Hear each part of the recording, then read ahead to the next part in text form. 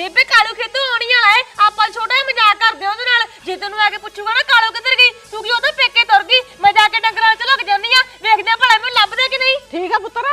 ਬੇਬੇ ਅੱਜ ਤਾਂ ਮੈਂ ਥੱਕ ਗਿਆ ਸਪਰੇਅ ਕਰ ਕਰਕੇ। ਕਾਲੋ ਕਿੱਥੇ ਆ? ਉਹਨੂੰ ਕਿ ਛੇਤੀ ਰੋਟੀ ਲੈ ਕੇ ਆਵੇ, ਮੈਨੂੰ ਬਹੁਤ ਭੁੱਖ ਲੱਗੀ ਐ। ਵੇ ਕਿਹੜੀ ਖਾਲੋ ਉਹਦੇ ਪੇਕੇ ਠੁਰ ਗਈ ਜੇ, ਉਹਦਾ ਡੈਡੀ ਬੜਾ ਬਿਮਾਰ ਹੋ ਗਿਆ ਸੀ। ਚੱਲ ਵਧੀਆ ਹੋਇਆ ਬੇਬੇ ਬੁਲਾ ਟਲੀ, ਮੇਰਾ ਤਾਂ ਕਈ ਦਿਨਾਂ ਦਾ ਗੋਲਾ ਬਣਿਆ ਪਿਆ ਸੀ ਉਹਦੀਆਂ ਚੁਗਲੀਆਂ ਕਰਨ ਨੂੰ ਤੇਰੇ ਨਾਲ। ਮੈਂ ਤੈਨੂੰ ਦੱਸਦਾ ਉਹਦੀਆਂ ਗੱਲਾਂ। ਨਾ ਨਾ ਪੁੱਤ ਆਪਾਂ ਉਹਦੀਆਂ ਚੁਗਲੀਆਂ ਕਾਹਤੋਂ ਕਰਨੀਆਂ ਨੇ। ਉਹ ਬੇਬੇ ਅੱਜ ਕਾਹਤੋਂ ਡਰੀ ਜਾਂਦੀ ਐ? ਅੱਜ ਕਿਹੜਾ ਉਹ ਘਰੇ ਹੈਗੀ ਆ? ਅੱਜ ਤਾਂ ਆਪਾਂ ਖੁੱਲੀਆਂ ਚੁਗਲੀਆਂ ਕਰਾਂਗੇ। ਮੈਂ ਤੈਨੂੰ ਦੱਸਦਾ ਪਰਸੋਂ ਚੌਥੇ ਨਾ ਉਹਦਾ ਭਰਾ ਭਈਆ ਰਾਣੀ ਭਜਾ ਲਿਆ ਆ। ਭਈਏ ਇਕੱਠੇ ਹੋ ਕੇ ਆ ਗਏ, ਚੰਗੀ ਸੇਵਾ ਕਰਕੇ ਗਏ ਨੇ ਉਹਦੀ। ਪੁੱਤ ਤੂੰ ਰਸੋਈ 'ਚ ਜਾ, ਕਿਹੜੀਆਂ ਗੱਲਾਂ ਕਰਦਾ? ਤੈਨੂੰ ਭੁੱਖ ਲੱਗੀ ਜੇ ਤੂੰ ਰੋਟੀ ਖਾ ਕੇ ਆ। ਉਹ ਕੋਈ ਨਹੀਂ ਬੇਬੇ ਖਾ ਲੂੰਗਾ ਰੋਟੀ, ਹਾਲ ਤਾਂ ਮੈਂ ਗੱਲਾਂ ਨਾਲ ਹੀ ਰੱਜਿਆ ਪਿਆ। ਤੈਨੂੰ ਇੱਕ ਗੱਲ ਹੋਰ ਦੱਸਦਾ, ਜਿਹੜਾ ਮੇਰਾ ਸਹੁਰਾ ਨਹੀਂ ਹੈਗਾ ਦਾਰੂ ਪੀ ਕੇ ਇੱਕ ਦਿਨ ਘਰੇ ਆ ਗਿਆ, ਮੇਰੀ ਸੱਸ ਨੇ ਬਹੁਤ ਕੁੱਟਿਆ ਨੂੰ। ਮੈਂ ਸਾਰੀਆਂ ਗੱਲਾਂ ਬੇਬੇ ਨੂੰ ਦੱਸ ਜਾਏਗਾ ਕੁਝ ਮੈਨੂੰ ਵੀ ਦੱਸ ਦੇ। ਤੈਨੂੰ ਵੀ ਦੱਸ ਦਿੰਨਾ।